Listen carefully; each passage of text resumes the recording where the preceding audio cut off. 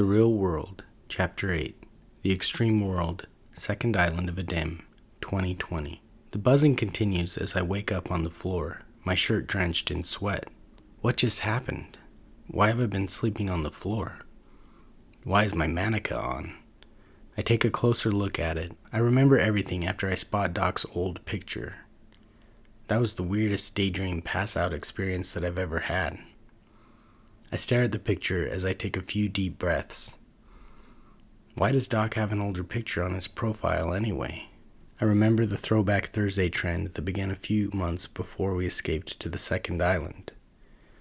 At one point, the citizens of Edem did enjoy the electronic social network that RT and Dr. Barnes created for us. Doc must have just left that picture on there, not feeling the need or perhaps desire to change it after everything that has happened.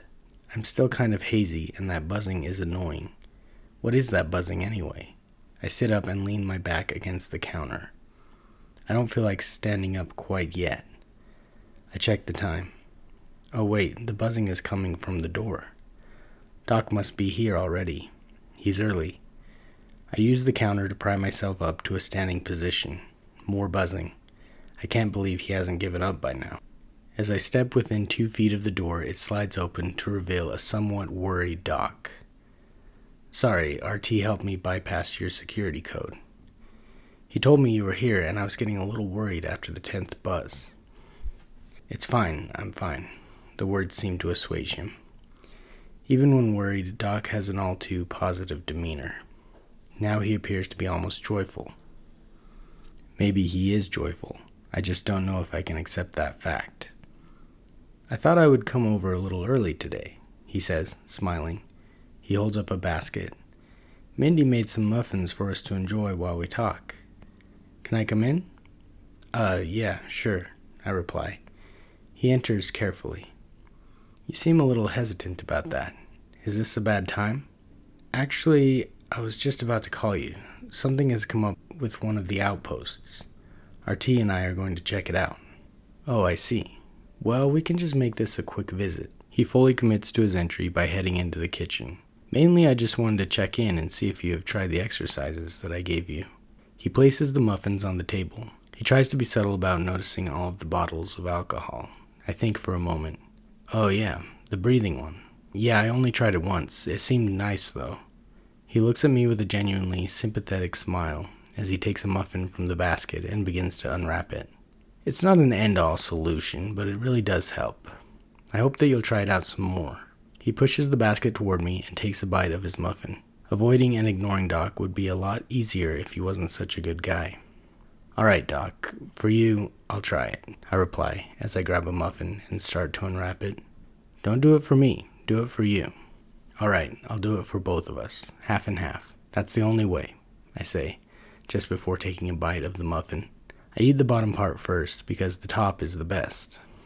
Alright, half and half, he smiles in a congenial manner. Well, I will let you get ready for your job. He sits up from the counter and moves to the door. Before I go, though, I do have one other question, he says as he reaches the doorway. This one is kind of heavy, so I only want you to think about it, and we'll discuss it next time. What do you think about taking a few days off from the ISF and the mining and working on projects with RT? Perhaps you and RT could go camping on the other side of the island. Get away from the day-to-day. Break up the routine a little bit. Getting away does sound nice. Unfortunately, I don't feel like there's any getting away for me anymore. But I'll think about it. I hope you do, Jayden. I know that taking care of Edem is important to you. But you can't do that if you don't take care of yourself first. Thanks, Doc. He walks out and I activate the sliding door to close. As much as I dislike having therapy sessions, I appreciate Doc for trying to help me. I walk up the stairs and turn the corner into my room. I go into the bathroom and turn on the cold water in the sink. I let it run onto my palms and then I splash it onto my face. After drying my hands on the towel, I run my hands through my hair. It's getting a little long. I grab the trash can, place it in the sink, grab my electric razor, and get to work. I put my finger at the back of my head to ensure an even cut. I make the sides and back shorter than the top, but the top is still very short. I like to keep it shaved down so that it doesn't take much to style it. I finish up, shower, and head back into the bedroom to get dressed. The closet is mostly empty. There are 7 different pairs of uniform pants, 7 different pairs of uniform shirts, and a few casual shirts that I never really wear. Fortunately, the getaway ships on the first island were loaded with supplies, including a lot of extra clothes. I slide one of the suits off its hanger and put it on. The ISF shirts and pants are navy blue. They're both made of a highly resilient material that is capable of withstanding most plasma blast and knife attacks, although those features are no longer essential to me. They also have a built-in heating and cooling system. I attach my belt, which has several pouches for small tools and weapons. It also has a pistol holster on the right side. I think I left my pistol at the station.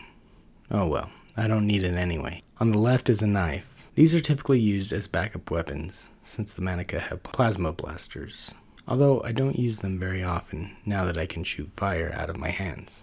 To be honest, I mostly rely on my abilities ever since I developed them. I like to bring some of the weapons and tools though, just in case. After I finish dressing, I ride my bike into town to meet up with RT. Edem's town area is located in the largest valley of the island. Riding through it is an odd and uncomfortable experience. I helped build it, but I don't come here very often. It's almost entirely desolate. It was made for a lot more people than we have now. Only a small section at the north end is utilized.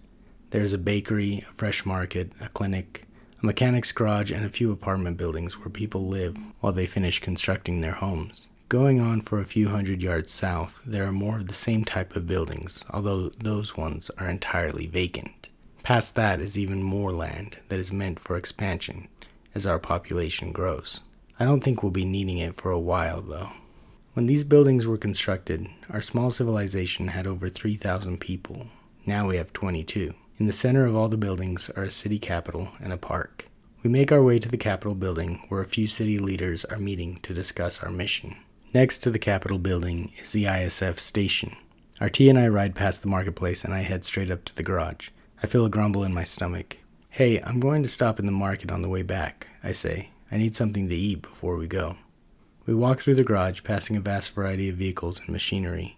It's organized for the most part, just a few misplaced items here and there. I follow RT into the room that he refers to as his office. The Tempest is already loaded with snacks, he says. But don't worry, we can stop at Johnny's for breakfast before we fly out. I'm sure he has some fresh cornbread. Johnny is the baker. He makes good bread. I have a particular affinity for his cornbread, and RT obviously knows this too well. It's like you read my mind, I say jokingly. Are you sure you're not developing telepathic abilities? As I follow him into his office, RT pushes aside some papers on his desk. In the middle of the desk, on the chair side, there is a biometric scanner that allows him access to the different drawers. He places his hand on it and opens one of his desk drawers. He pulls out a memory chip and puts it in his pocket. He places his hand on the scanner again and opens another drawer. He pulls out 2 pistols and hands one to me. I don't think I'll need that, I say. He eyes my empty holster. Just in case, he replies. One of them could shoot ice out of their hands, or have the power to inhibit the abilities of others. He explains while placing it sideways on my chest. It's not like RT needs a pistol either. He has his Manica. Alright, just in case, I say, as I accept the weapon. We ride our bikes to the Capitol, where we meet up with Sienna, Mayor Matua, and his wife Angela. The mayor and his wife are RT's parents, so convincing them may prove to be difficult. Just before we get there, Sienna pulls up on her motorcycle and walks into the building. RT has had a crush on her as long as I can remember.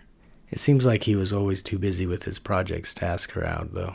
Eventually she started dating Gabriel. That was nice of you to fix her bike so fast, I say, holding back my grin. Well, the security force needs their vehicles to be running at all times, RT replies without hesitation. He knows the game I'm playing. Yes, of course, considering how far apart everything is in this city, I say. Inside of the conference room, Mayor Matua stands at the podium. Angela and Sienna are seated behind him as RT and I walk in. They listen intently as RT explains each part of the plan. There is silence for a moment as Mayor Matua looks to Angela and they seem to have some sort of brief telepathic conversation, although I don't believe either of them possess that particular superhuman skill. They both appear to approve of the mission. Sienna, what do you think? Matua says as he turns his attention to Lieutenant Gable. The mission seems to be safe with all of the precautions set in place, and if these people are friendly, we could use the allies.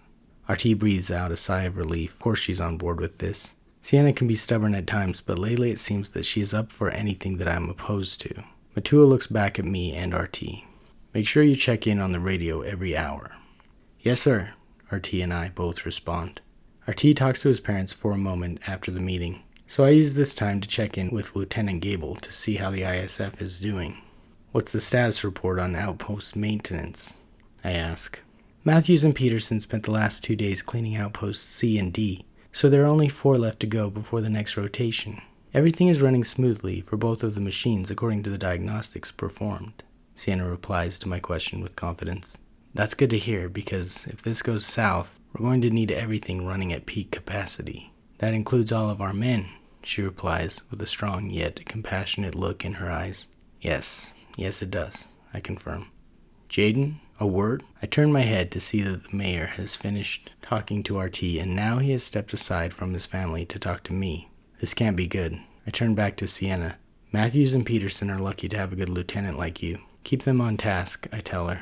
"Will do," she responds. I walk over to the mayor, who has now moved several yards away from RT and the Madam Mayor.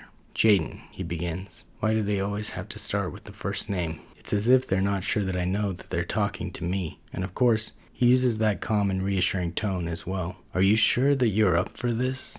"I never stopped going on missions, Mayor." "Yes, but those were routine maintenance missions. This is different. With those, you had very little chance of coming in contact with possible hostiles. I'm concerned that it may prove to be difficult, but I think that you are ready, and Doc thinks that you're ready as well. The most important thing, however, is if you think that you are ready." As RT and I ride up to the bakery, I can't help but admire its design.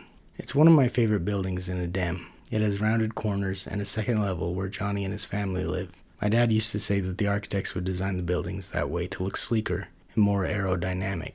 I asked Johnny about this once, and he said that the type of design was inspired by airplanes. Not only did he like the style, Johnny also wanted to pay homage to his dad and uncle, who were both decorated pilots during the First World War. Unfortunately, they were shot down and killed. Although he appears to be in his late 30s, Johnny is quite a bit older. He has lived a long life wondering what it would be like to have known his father. As I open the door, the smell of freshly baked bread is almost intoxicating. I spot the cornbread in the glass display. Those other loaves of bread are pretty, but they just don't still my heart the way that the cornbread does. On the wall behind the glass display are pictures of Johnny's dad and uncle. The next picture is of his wife, Veronica. She's always telling him to take that picture down, but he says he's just too proud of it. There's a fourth picture as well. It's of a little girl that appears to be about 5 or 6 years old. She has bright blonde hair. It's Johnny and Veronica's adopted daughter, Alicia. Johnny stands behind the counter with a beaming smile. "What can I get for you boys this morning?" His voice is deep and welcoming. I order a glass of orange juice, 2 eggs, and I finish off the meal with 2 thick slices of cornbread covered in honey butter. RT has an omelet, some nearly burnt toast, and orange juice as well. Johnny's bakery wasn't meant to be a full-on cafe, but he stepped it up when the people of Edem needed him to. Johnny sits down with us while we eat, and he and RT share a little bit of small talk. First, they talk about the island's security systems. After a few minutes, they talk about the mining. Johnny tries to include me by commenting on my significant contribution. I give them a nod and a slight smile. I know they want me to join in, but I'm just not feeling like it. They start talking about airplanes, and while I enjoy it, my mind is mostly somewhere else. It feels strange just to sit and be around anyone right now. I haven't done this for a while. For the most part, I've only talked to RT and Doc for the last few months. I've also checked in with Sienna for progress reports, but that is the extent of our conversations. We both seem to have a difficult time opening up or even understanding the necessity for doing so. That's why we usually keep our interactions strictly business. Her comment at the Capitol building was the closest she has come to talking to me about what happened on the last island. After a few minutes, I warm up a little and join the conversation. I guess there is something about Johnny's food that reaches out to me. We tell Johnny about the mission. It's not like it's a secret. The mechanic shop workers already know. Sienna will tell the other ISF officers, and the mayor left to notify the miners after our meeting. Before we go, Johnny walks back and pulls out a loaf of cornbread from behind the counter. He hands it to me. "We won't be gone that long," I say. "It's for the visitors. You can give it to them if they're friendly." "That seems a little too generous," I reply. "I think I might just give them half of it." When we get to RT's house, it's plain to see his projects take precedence over his yard work. Of course, I'm not one to talk. We bike into the backyard and up to a landing pad. There's a giant black tarp covering the Tempest. We pull the tarp off to reveal the beautiful flying machine. It is immensely impressive. The design is sleeker than any other jet that I've seen. It borrows heavily from the jets of the Ministry, with a few unique variations that RT and I came up with. One particular difference is that it has 2 cockpits. The back cockpit is set up to control Tahwiri as well as the biometric scanner. However, there is a button that can be pressed to reveal flight controls, in case the pilot is compromised. RT places his hand on the back scanner and the window for his cockpit slides open. "Alright, Captain, let's take our baby out on a field trip," he says. "That's kind of weird, but okay," I reply, as I place my hand on the front scanner. The front cockpit window slides open and I climb up into it. RT climbs into his cockpit. I open the compartment searching for an empty one. Tools, snacks, this one seems like a good place for the cornbread to go. As the jet takes off and I am in control, I finally feel relaxed and at ease. The outpost is only 5 miles out though, so the first part of the trip will end almost as soon as it begins. We pick up the MT units and get back in the air in record time. It feels great. There's something liberating about maneuvering a 40,000-pound jet plane at over 1,000 miles an hour. I've flown the Tempest before, but never this fast, never this far. In an instant, we are within miles of the intruding vessel. I slow down to a hover. RT remotely activates the MT units and releases them. I lower the aircraft down onto the water and we wait. I can see on my screen the 2 units flanking the vessel. They reach about 2 miles out before stopping. Then the magic happens. RT is considered a genius for many reasons. However, the Tahwiri system is probably the biggest one. The same technology that we used to calm the outrageous storms that once plagued this island is now being used to create storms that drive away intruders. In the distance, I can see storm clouds forming above the water where each of the 2 MT units are.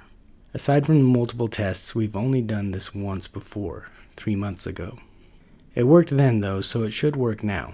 Within less than 5 minutes, a powerful storm is produced. Several minutes later, the vessel changes its course.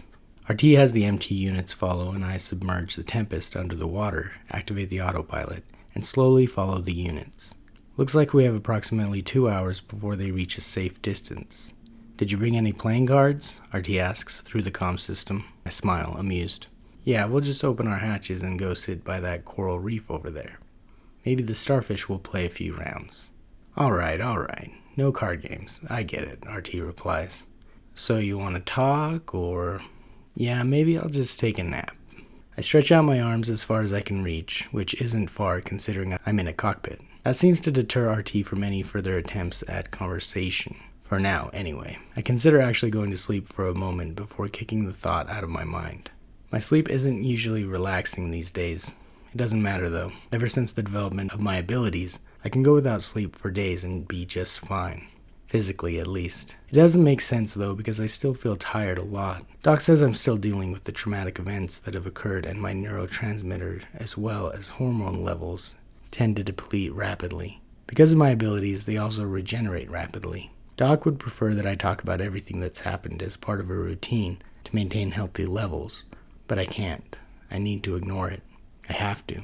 It's the only way that I can keep operating. I look around the water and notice the magnificent creatures surrounding us. A flounder swims past the window of my cockpit, and I realize that my depressing thoughts have made me tired. I watch the fish's little fins move back and forth.